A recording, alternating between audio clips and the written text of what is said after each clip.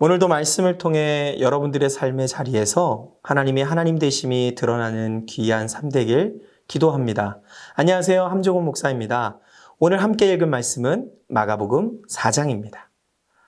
오늘 만나볼 4장은 4가지 땅에 떨어진 씨 비유, 등불 비유, 겨자씨 비유와 바람과 바다를 잔잔케 하신 사건들이 담겨져 있는데요. 다 함께 말씀 속으로 들어가 보겠습니다. 말씀 만나! 제4장. 예수께서 다시 바닷가에서 가르치시니 큰 무리가 모여들거늘 예수께서 바다에 떠있는 배에 올라앉으시고 온 무리는 바닷가 육지에 있더라.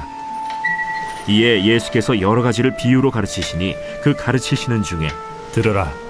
씨를 뿌리는 자가 뿌리러 나가서 뿌릴새 더러는 길가에 떨어짐에 새들이 와서 먹어버렸고 더러는 흙이 얕은 돌밭에 떨어짐에 흙이 깊지 아니하므로 곧 싹이 나오나 해가 돋은 후에 타서 뿌리가 없으므로 말랐고 더러는 가시떨기에 떨어짐에 가시가 자라 기운을 막음으로 결실하지 못하였고 더러는 좋은 땅에 떨어짐에 자라 무성하여 결실하였으니 30배나 60배나 100배가 되었느니라.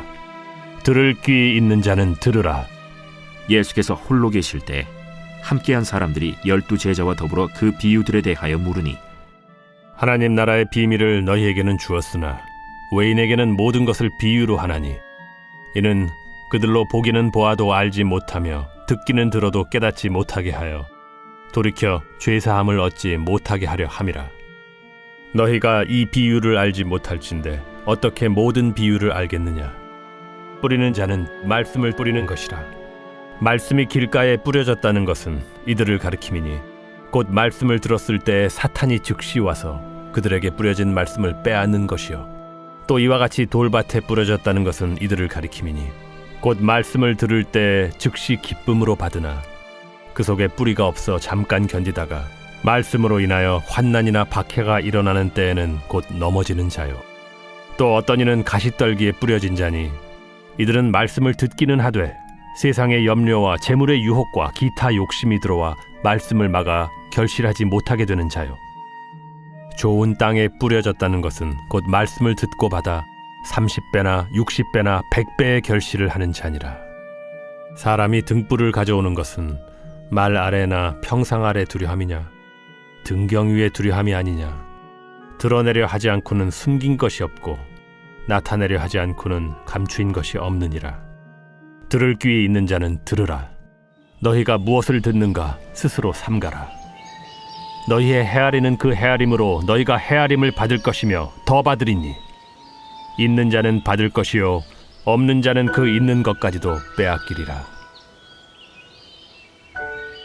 하나님의 나라는 사람이 씨를 땅에 뿌림과 같으니 그가 밤낮 자고 깨고 하는 중에 씨가 나서 자라되 어떻게 그리 되는지를 알지 못하느니라. 땅이 스스로 열매를 맺되 처음에는 싹이요 다음에는 이삭이요 그 다음에는 이삭의 충실한 곡식이라.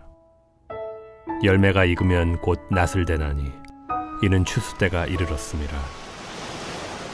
우리가 하나님의 나라를 어떻게 비교하며 또 무슨 비유로 나타낼까? 겨자씨 한 알과 같으니 땅에 심길 때에는 땅 위의 모든 씨보다 작은 것이로되 심긴 후에는 자라서 모든 풀보다 커지며 큰 가지를 내나니 공중의 새들이 그 그늘에 깃들일 만큼 되느니라. 예수께서 이러한 많은 비유로 그들이 알아들을 수 있는 대로 말씀을 가르치시되 비유가 아니면 말씀하지 아니하시고 다만 혼자 계실 때에 그 제자들에게 모든 것을 해석하시더라. 그날 저물 때 제자들에게 이르시되 우리가 저편으로 건너가자. 그들이 무리를 떠나 예수를 배에 계신 그대로 모시고 가매 다른 배들도 함께 오더니 큰 광풍이 일어나며 물결이 배에 부딪혀 들어와 배에 가득하게 되었더라. 예수께서는 고물에서 베개를 베고 주무시더니 제자들이 깨우며 이르되 선생님이여 우리가 죽게 된 것을 돌보지 아니하시나이까. 예수께서 깨어 바람을 꾸짖으시며 바다더러 이르시되 잠잠하라 고요하라 하시니 바람이 그치고 아주 잔잔하여지더라. 이에 제자들에게 어찌하여 이렇게 무서워하느냐 너희가 어찌 믿음이 없느냐? 하시니 그들이 심히 두려워하여 서로 말하되 그가 누구이기에 바람과 바다도 순종하는가?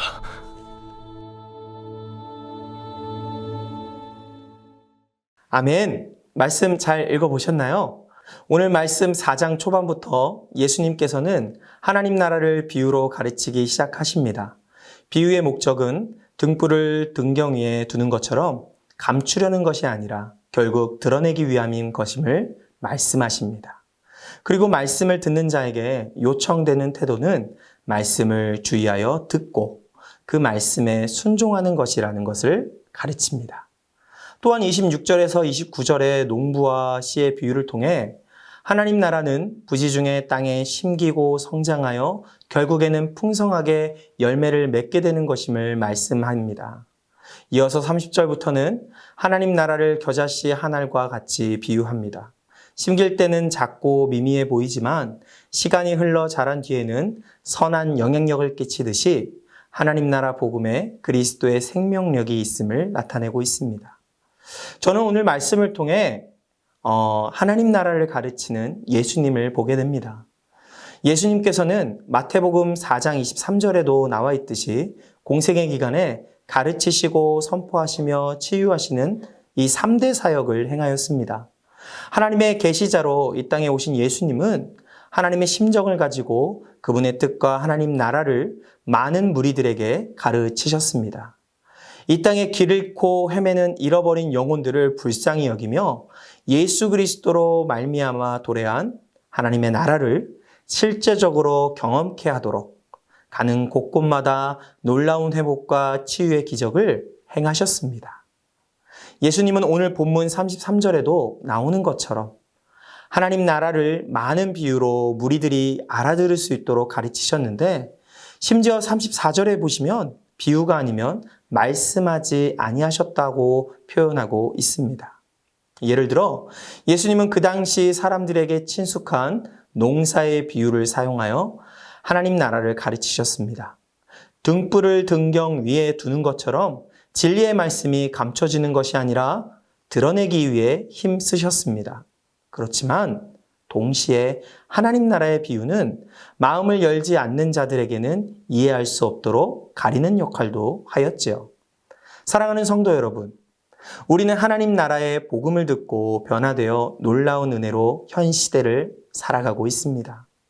그분의 통치와 복음이 필요한 자들이 우리 주변에 많이 있습니다. 그들에게 예수님께서 행하셨던 것처럼 하나님 나라의 복음을 전하는 자가 되기를 소망합니다. 알기 쉽게 가르치며 우리의 삶으로 드러내셨으면 합니다. 여러분들이 바로 메신저요, 전달자입니다. 영원한 죽음에서 생명으로, 절망에서 소망으로 인도해 주신 주님을 바라보며 하나님 나라 복음을 전하기에 힘쓰는 저와 여러분들이 되기를 주님의 이름으로 축복합니다. 그럼 여기서 인사하겠습니다. 내일도 만나!